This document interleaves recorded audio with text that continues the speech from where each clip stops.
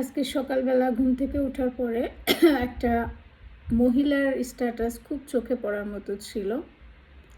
প্রথমত যে লাইনটা দেখলাম, সে তার শাশুড়িকে সন্দেহবশত শাশুড়ির মোবাইল ফোনে রেকর্ডিং চালু করে রাখছে, সে তার মেয়ের সাথে কি কথাবার্তা বলে এটা শোনার জন্য। তো সেখান থেকে সে উদ্ধার করছে তার শাশুড়ি তার মেয়ের সাথে প্ল্যান করছে বা তার মেয়েকে বলছে যে আমি মারা গেলে আমার যে সোনা গহনা আছে তুই এগুলা নিয়ে যাস, মানে আমি মরার পরে তুই সবার প্রথমে আসবি, এসে এগুলা সেভ করবি, তুই নিবি আমার যা যা আছে, বিশেষ করে সোনা গহনা যা আছে, আলমারির চাবি কোথায় বা কোনটা কোথায় বা গহনা আমি কোথায় রাখি তুই তো জানিস। তো এগুলা সে সেখান থেকে উদ্ধার করছে। উদ্ধার করে সে ফেসবুকে এসে পোস্ট করছে যে আমার শাশুড়ি এখন অসুস্থ হয়েছে, আমি আমার শাশুড়ির সেবা করব না, আর আমি সব প্রমাণ সহ আমার হাজব্যান্ডের কাছে দিব, হাজব্যান্ডের কাছে দিয়ে সব জানাবো তাকে এরকম শাশুড়ির সেবা আমি কেন করব। আর সে পোস্ট দেওয়ার মাধ্যমে সবার কাছে জানতে চাইছে যে শাশুড়ির গহনায় তার তো হক আছে। এখন আমি যদি বিশ্লেষণ করি বা অনেক কিছুই বলা যায়, প্রথমত তার শাশুড়ির গহনায় তার হক নেই, তার শাশুড়ি যাকে ইচ্ছা দিতে পারে। আর সেবা একটা বড় জিনিস, একটা অসুস্থ মানুষের সেবা মন থেকে ইচ্ছা না হলে করার দরকার নেই। তোমার সেবা তো মানুষ করে সওয়াবের জন্য, ভালো কিছুর জন্য, টাকা পয়সার লোভে সেবা করার দরকার নেই। আর শাশুড়ির অবশ্যই রং আছে, সে যেহেতু দেখছে তার বাসায় এরকম একটা বৌমা আছে, বা তারও উচিত ছিল যে একতরফা মেয়েকে সব না দিয়ে ছেলের বউকে নিয়েও ভাবা। কারণ শুধু মেয়ে মেয়ে করলে আবার ছেলের বউ সেবা বা ছেলের বউয়ের ওখানে আছে, সে রান্নাবাড়া করে খাওয়াচ্ছে, এটাও শাশুড়ির দোষ।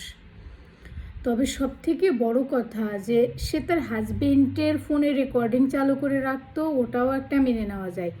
শাশুড়ির ফোনে রেকর্ডিং চালু করে রাখছে সে কোথায় কি করে এটা জানার জন্য, এই জিনিসটাই আমার কাছে টোটালি ক্রাইম মাইন্ডের মনে হয়েছে।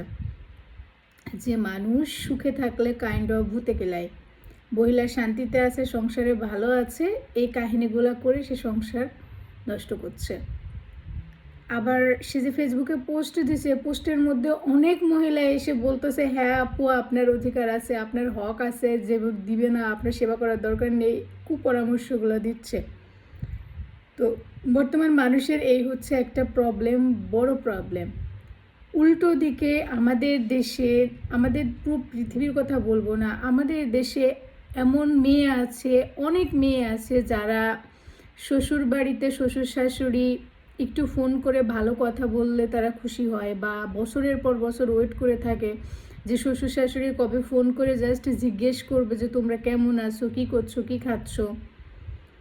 আবার একবেলা তাদের বাড়িতে দাওয়াত করে খাওয়াবে, সোনা দানা গয়না ধন সম্পদ টাকা পয়সা তো বাদ, উল্টে আরও তারা শ্বশুর শাশুড়িকে টাকা দেয়।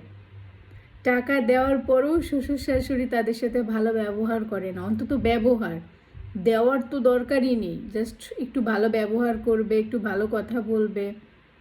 দুনিয়াটা কত অদ্ভুত তাই না, যে কারোর আছে সে জোর করে সেটা জটিলতা পাকাচ্ছে। আবার উল্টো দিকে অনেক ছেলের বউরা বছরের পর বছর বসে আছে কবে শ্বশুরবাড়ির লোক তাদের খোঁজ নিবে, শ্বশুর শাশুড়ি তাদেরকে একবেলা দাওয়াত করে খাওয়াবে বা একটা ফোন দিয়ে জিজ্ঞেস করবে কেমন আছো।